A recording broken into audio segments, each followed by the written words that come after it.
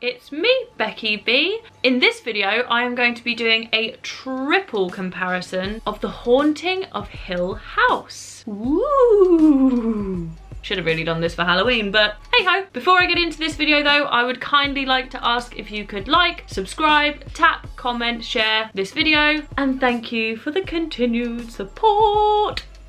I'd also like to say that there may be some spoilers in this because I will be looking at The Haunting of Hill House, the book, the Haunting film, and also the Netflix series The Haunting of Hill House.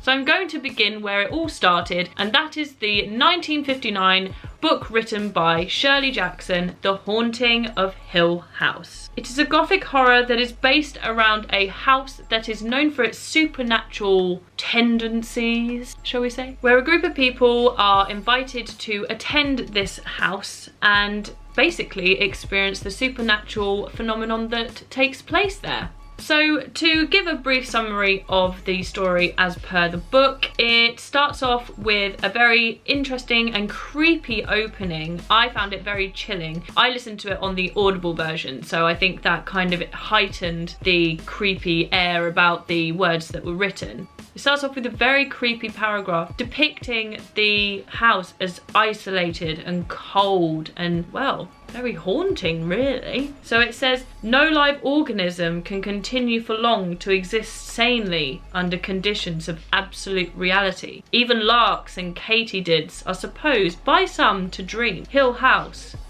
not sane, stood by itself against the hills, holding darkness within. It had stood so for 80 years and might stand for 80 more. Within, walls continued upright, bricks met neatly, floors were firm, and the doors were sensibly shut. Silence lay steadily against the wood and stone of Hill House, and whatever walked there, walked alone. That opening for me just creates the whole ambience of this book. You automatically feel that chill down your spine of, ooh, what does walk there? What is in the shadows? And therefore sets you up for the rest of what's yet to come. You already feel like there is something scary that is going to take place. So on to the characters. We have Eleanor Vance, who is also known as Nell in the book, and she is the main character. She is a very lonely person who has spent a majority of her life looking after her sick mother. She does not get on with her sister and her sister's husband, and you can tell from the opening introduction to her character that she's quite a jumpy person, nervy, shy, she's quite isolated. So when this opportunity arises for her to attend Hill House, she jumps at the chance. So when they start describing that, you know, she does things like stealing her sister's car so she can get to Hill House, it's very, oh, I shouldn't have done that, oh, I'm so naughty for doing that, and you kind of think, oh god, this girl really is a loser. But that's obviously the presence that they want to create around her, that she isn't the most rebellious person, she is quite a quiet introvert.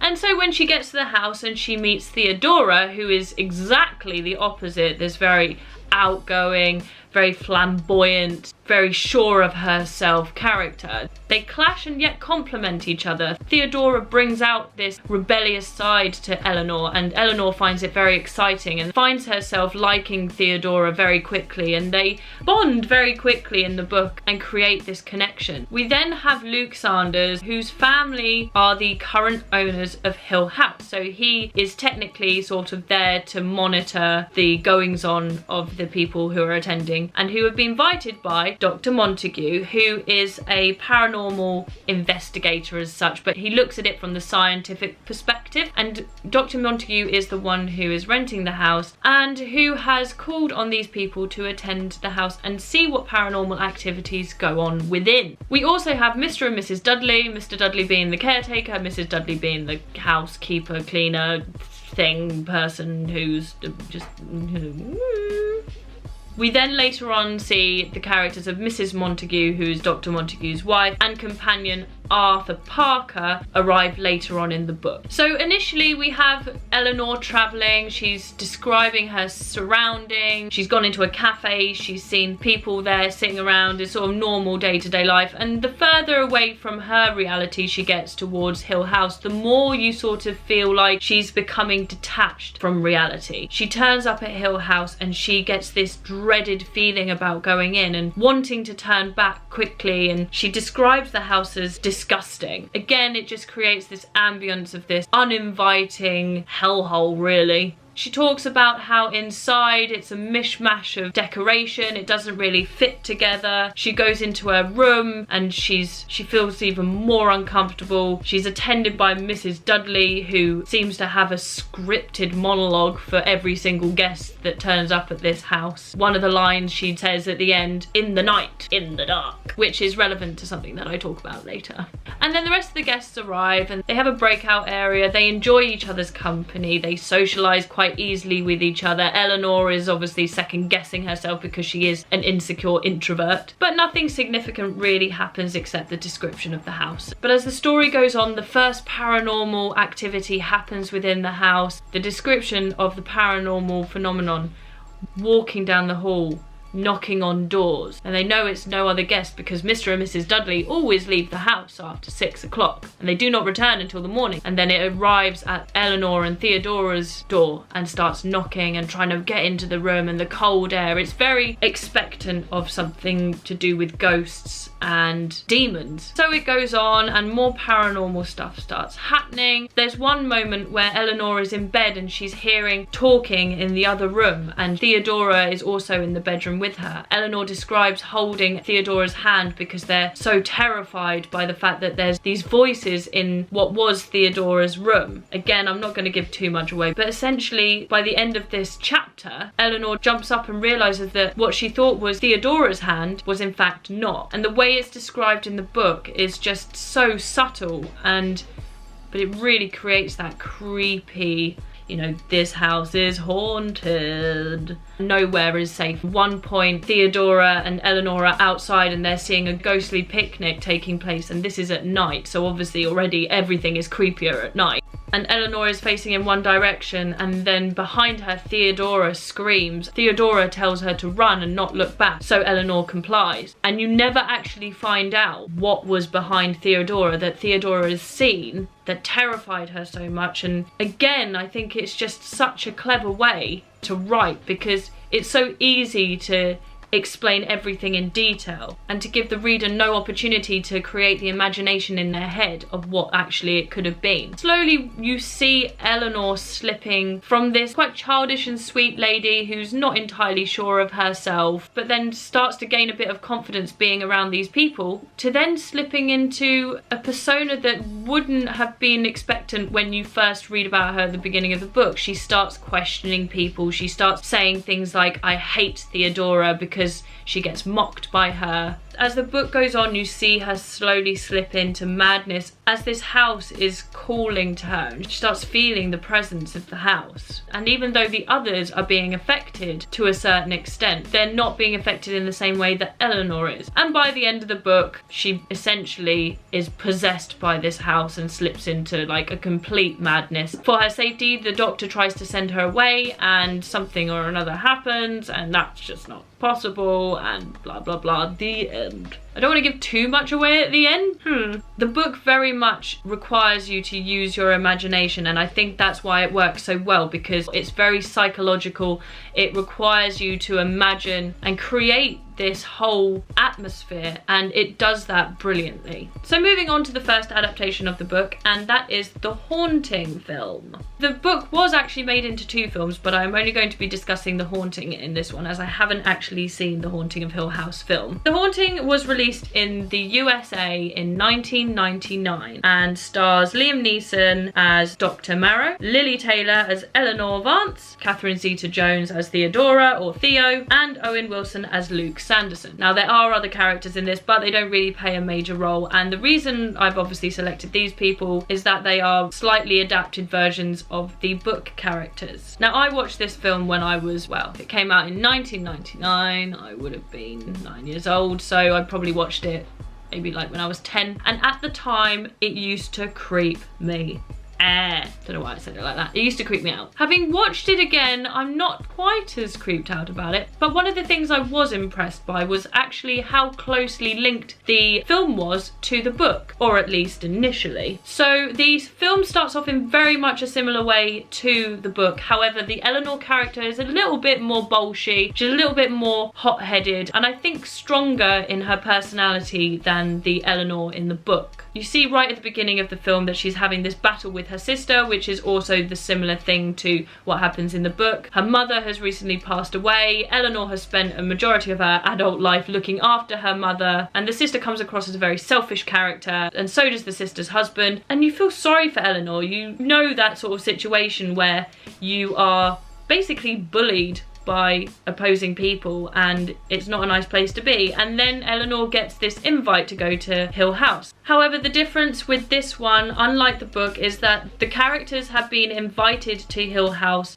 because Dr. Marrow is doing a sleep deprivation investigation for his studies, and all of these people in some way or another suffer from sleep deprivation. Eleanor suffering from insomnia. So you automatically think, oh, this is going to be good if they can't sleep in a haunted house. Again, it starts off in very similar sort of circumstances to the book. The paranormal phenomenon where there's something knocking on the door, trying to get into Theodora's room when Eleanor is in there, the cold air coming out of their mouth is very reminiscent to that of the book. The writing of Welcome Home, Eleanor, and even the slow spiraling insanity of Eleanor as this house takes grip and hold of her is similar to that of the book. However, they made changes to the film. They go down this realm of that Eleanor is somehow related to the Crane family. Hugh Crane is obviously the paranormal phenomenon that is taking place in this house. As I say, the film goes down the realm of Eleanor being related in some capacity to the children in this house, and it works for the film element, but at the same time the film doesn't really explain how Eleanor knows that she's related. But I think it does certain elements of it well. It does some subtle paranormal bits like the carved children's head on the beds, and when they turn their head direction to look at Eleanor. I always found the bit really creepy when Eleanor looks at herself in the mirror and her face starts warping and changing. Although Hugh Crane as a villain ghost character, now looking at it, he comes off as quite laughable, not very scary, and the ending for me is a little bit poor as well. There is something significant that happens to the character of Luke in the film, whereas in the book nothing happens to Luke, and again it's very much that whole stimulus of the film has to show you something creepy for you to experience that element of fear, whereas the book doesn't need to depict everything in great detail. You can use your imagination to create the creepy element of the story. But if you put aside some of the dated CGI elements of the film and also the rather rushed ending, I actually think the film isn't too bad in terms of its comparison to the book, and I must admit I still quite enjoyed it, whether it was from nostalgia or just because it was quite a good scary film. I don't know, it still gives me chills, so it's done its job. And finally, last but not least, The Haunting of Hill House, the Netflix series. Now this is loosely based on The Haunting of Hill House, the book, but you know what? I absolutely love this TV series. It has to be one of the best TV series I've watched in a long time, and also probably one of the best horror series I've seen,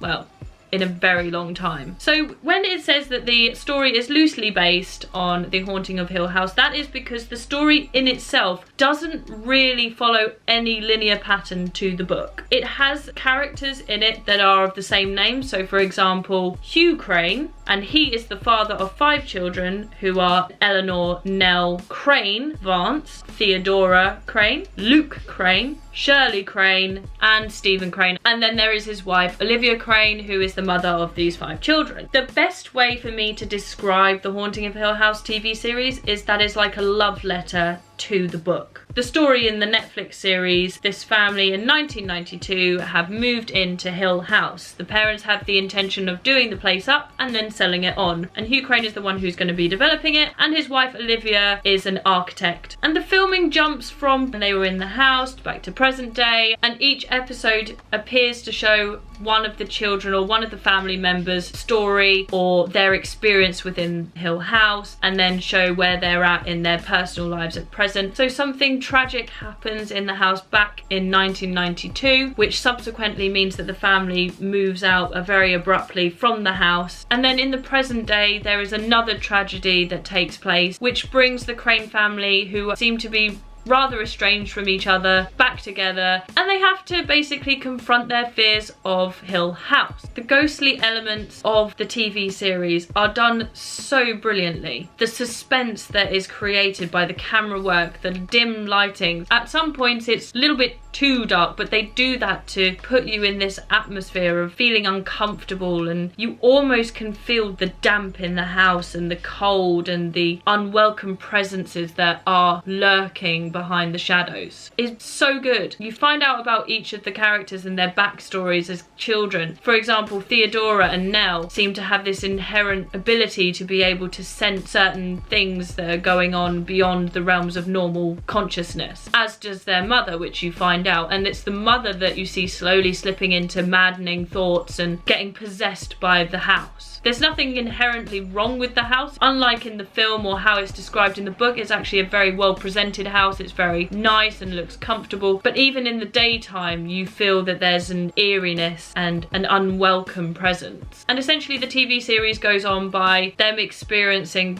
paranormal phenomenon, and then they have to go back and face the house head on. The episodes are almost around an hour long, but they go so quickly and it's just so engaging to watch. The acting, I think, is brilliant. Carla Gugino, who plays the mother, I think is brilliant. She's very warm and engaging, and you get sucked into that protective mother air that she gives off. When she starts slipping into the madness, you also feel that. You also can see her going crazy, and she does make you feel uncomfortable. Elizabeth Reese, who plays Shirley, again, I think her acting is brilliant. When she's reacting to certain things, it just gives you a chill down your spine. And I think in general, all of the actors do an absolutely brilliant job to really create the atmosphere that works so well. And as I said, goes towards making this one of the best recent horror TV series that I have seen in a long time. So my conclusion. In comparative terms, The Haunting is obviously the one that is closest to The Haunting of Hill House. For personal reasons, I do really like The Haunting. I do still find it rather fun to watch, shall we say. If I was to give it a rating, I personally would probably give it a 6.5, 7 out of 10. The reason I rated it low is because it has dated as time has gone on. I do find some of the aspects of the story a little bit suspect, as well as some of the acting. And I wish that they had stayed along the tracks of the book right at the beginning, that they'd kind of followed that as well, rather than changing certain elements of it. And the ending of the film as well, I think, could have been better played if they followed in the footsteps of the book. The book obviously is the thing that shaped all of these ideas, and when I first finished the book, I must admit I was disappointed. I was expecting a little bit more from the ending. It seemed like it was quite rushed. How Eleanor went from being quite placid and shy to then suddenly being mad as a hatter. I think they could have delved into it a little bit deeper. I think there could have been a little bit more paranormal activity in the book as well. But then again, if there had been, maybe it wouldn't have created that psychological conflict. And when I think back to it, actually, it did make me ponder over the end. It did make me think about certain elements that happened in the book and sort of try to pinpoint where Eleanor was slowly slipping into her maddening behaviour, which I think was very clever. As far as gothic horror novels go, this is definitely up there and definitely worth a read, and I would give it an 8 out of 10. And finally, for The Haunting of Hill House Netflix TV series, as I've already mentioned, I absolutely adore this TV series. I've watched it 3 times all the way through, so that's commitment. And I would thoroughly recommend it to anyone who likes that sort of genre. I like horror, and I had to turn all the lights on at the end of an episode if I was going to bed at night, because I was a little bit scared. And even if you don't like that sort of genre, give it a try and see if you can push your boundaries. The only downside I would say is that the story through every episode builds on these characters and builds and builds and builds to this massive crescendo where you're going and then right at the end you go, oh, Oh, okay, they've gone down that route. And for me, that was a little bit disappointing. But the thing that I love so much about it is even though it's not exactly the same as the book, it does take elements of the book. It talks about the cup of stars, which is mentioned in the book. They take that and they use that in their adaptation. Mrs. Dudley says the lines of "in the night, in the dark." Even though they haven't used the character in the same way as she's portrayed in the book, I like the fact that it's giving a salute to the book by referencing those lines. The opening of the TV series paraphrases the opening of the book as well, really creates that ambience. So again, for that reason, I love the way that they've taken those elements of the book and put that into the TV series. If the ending had been a little bit better worked, this potentially could have been a 10 out of 10 series for me, but for the reasons I've already given, I'm gonna have to say it's a 9 out of 10. So there you have it. There is my comparison video. I hope you've enjoyed this. If you have any comments yourself on any of these, please do leave them below. If you've had the opportunity to read this book or see the film or watch the TV series, what did you think of them? What would your rating be? Have you seen the other film that I've not discussed? What would your opinion be of that? Let me know your comments, leave them below, and thank you for watching. Goodbye!